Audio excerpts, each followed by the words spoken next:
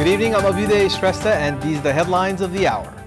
Four parties of the ruling alliance to compete separately in the April 27 by-elections, while CPN Maoist Center supports CPN UML in Ilam. 20 candidates in Ilam and 12 in Bajang in the fray. Highways in hilly and Himalayan regions in dilapidated conditions, making travel risky. Department of Roads shying away from its responsibilities, citing lack of budget. The U.S. on high alert and preparing for a possible attack by Iran targeting Israeli or American assets in the region in response to Israel's strike on the Iranian embassy in Syria. And Baglung's Tirthapun lifts the men's Lumini Marathon title. Dading Santoshi Shrestha wins the women's half marathon. Santoshi wins her 6th title within 4 months. 20 individuals filed their candidacy in Ilam Constituency 2 today for the April 27 by-election.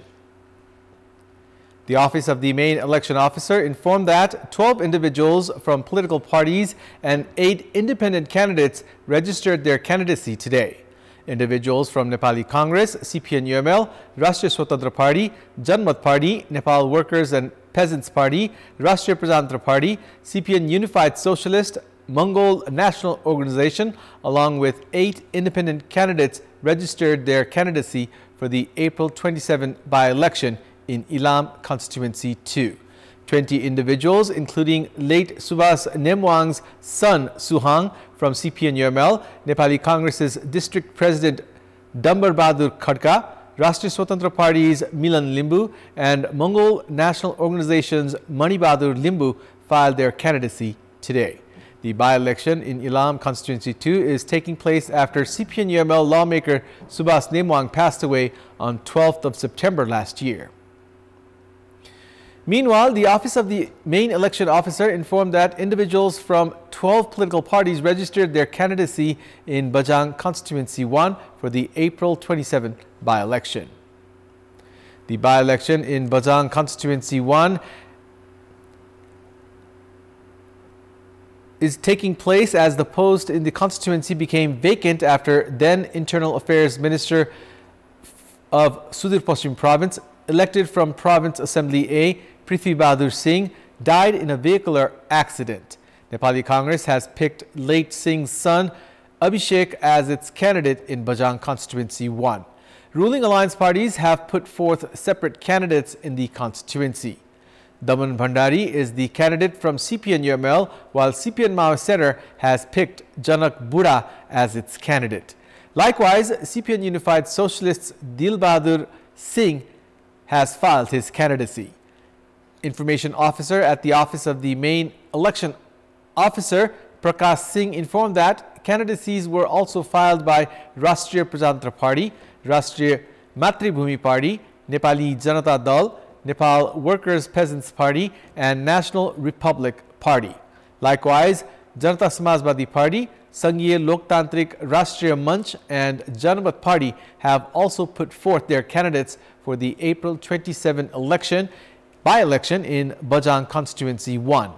The Election Commission has informed that the final list of candidates is scheduled to be published tomorrow.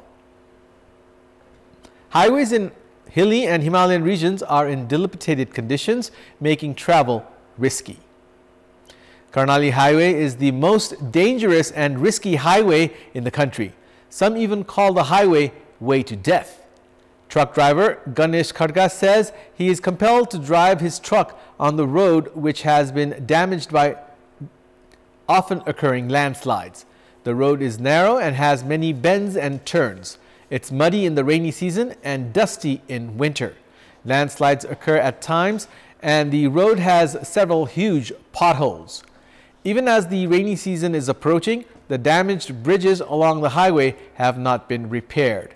At many places, bridges are not even there. Construction companies' delay in maintenance works and lack of budget have been challenges in maintaining national highways. As landslides occur in highways in Lumbini, Karnali and Sudur Paschim provinces and the highways are not free from big potholes, travelers on these highways are facing high risk of being involved in accidents. Officials at the ministry believe the geographical condition in the high Himalayan and hilly regions has been the problem in improving the old highways and extending them. Due to this, Mugu, Dolpa and Humla districts have not been linked to highways, and the residents there are suffering. Although there is plan to join Humla to a highway this year, there is no plan to construct a bridge over a river along the highway. The road to Dolpa is also being blacktopped. However, there is lack in budget. The condition of the highways in Sudur Paschim province is also in a sorry state.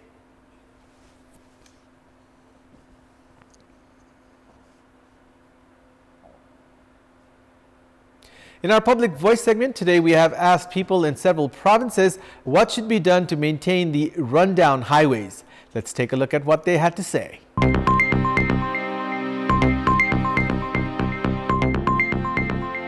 Road बनाउने बाटो बनाउने सम्बन्धित निकायहरूले पनि बेलामै मर्मत समार गरिदिनु पर्यो। स्थानीय तहले चाहिँ आएर चाहिँ हेर्नु पर्यो। अब बजेट कति लाग्छ त्यो तर्जुमा गरिदिनु पर्यो। यसको लागि सम्बन्धित पक्षले जिम्मेवार भएर यसको ठीक समयमा उपचार गर्न सक्यो भने स्थानीय निकायले सडकको अनुगमन गरेर त्यसलाई बनाइहाल्नु पर्यो। नेताहरूबाट नि केही पहल गर्नु पर्यो।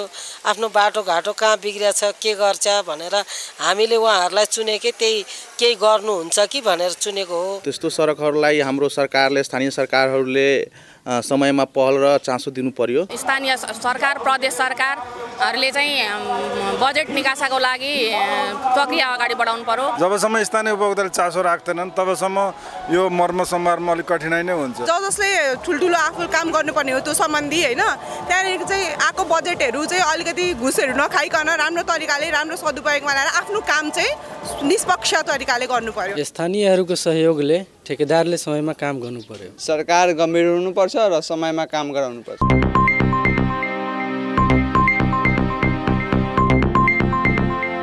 Public representatives, leaders of social and religious sectors have collectively urged to resolve the dispute that erupted between the two communities of Harinagar Rural Municipality and Dewanganj Rural Municipality of Sunsari District.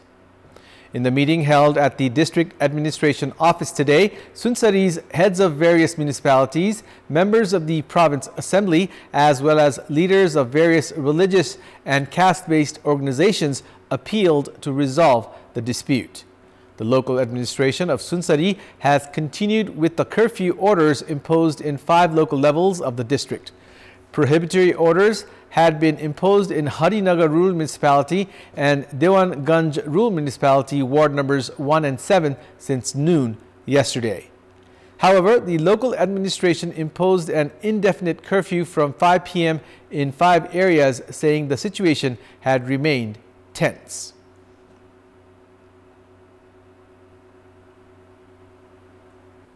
Chief Minister of Madhya Province Saroj Kumar Yadav stated that the federal government cannot neglect the province, which has been making a significant contribution to the country's economy and played an important role to bring federalism into the country.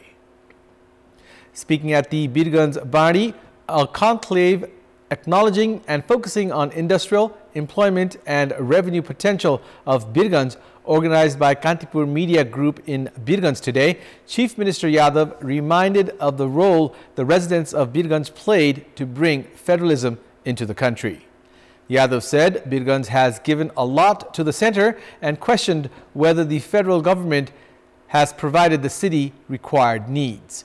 He also complained that the center has been interfering despite the lapse of 7 years since federalism was introduced in the country. Chief Minister Yadav informed that the prior alliance of the federal government had introduced a project worth around 1 billion rupees for irrigation management in Madhya province. However, the project has been in disarray after the change in political equation at the center.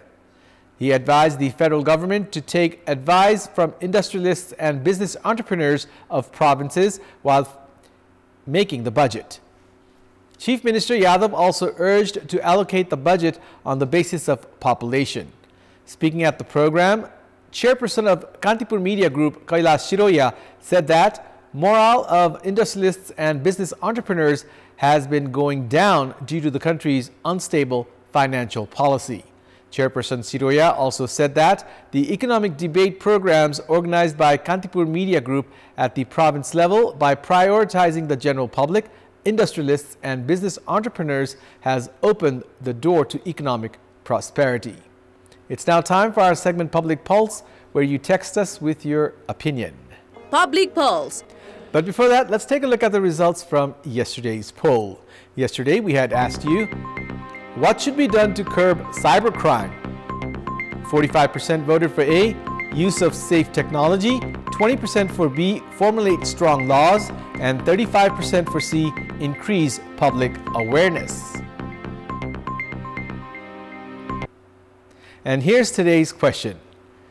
Why is problem seen from time to time in managing waste of the Kathmandu Valley? Your options are A, agreement not implemented, B, politics in waste management, and C, incapable local level. The voting is on. Type NEWS, select your option A, B, or C, and send it to 34001 to share your opinion with us. And it's time now for the international updates.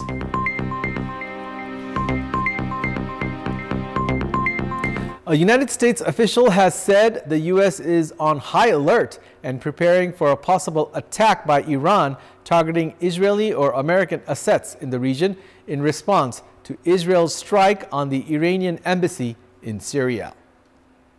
Suspected Israeli warplanes bombed Iran's embassy in Damascus last Monday in a strike that killed an Iranian military commander and marked a major escalation in Israel's war with its regional adversaries.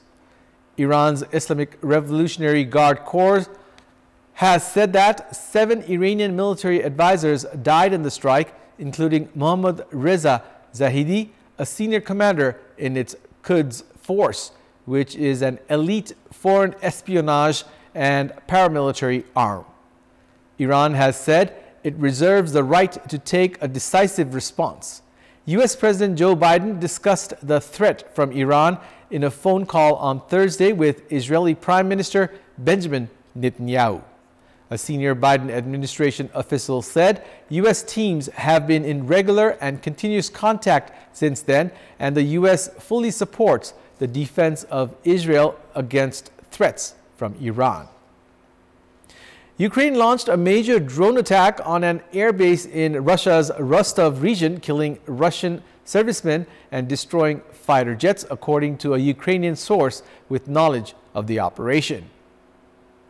The security service of Ukraine and Ukrainian military were behind the strikes on the Morozovsk airfield in the Rostov region, which destroyed at least 6 Russian fighter jets, the source said, adding that the operation is important to decrease Russian military potential. The source added that the airfield was targeted because it was used as a base for aircraft used to launch guided air bombs on Ukrainian positions and border settlements. Approximately 20 Russian personnel were impacted, either killed or wounded. If true, the strikes will be the most damaging carried out at an airfield inside Russia since the start of the conflict in February 2022. Rostov Governor Vasily Golubev confirmed that an attack of over 40 drones in the Morozovsky district of the region, resulting in minor damage to an electrical substation, but maintained that no one was injured.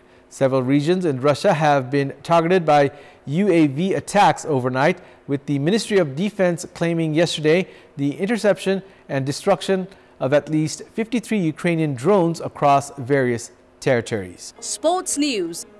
Baglung's Tirthapun has lifted the men's Lumini Marathon title, while Dhading's Santoshi Shrestha has won the women's half marathon. Santoshi has won 6 titles within 4 months. Pun won the marathon, completing the race in 2 hours, 20 minutes and 49 seconds and bagged 500,000 rupees in prize money. Nepal Army's Khadak Bahadur Khadka finished second, clocking 2 hours, 21 minutes, 11 seconds, while Karnali Province's Durga Bahadur Buda came in third with a timing of 2 hours, 22 minutes, 46 seconds.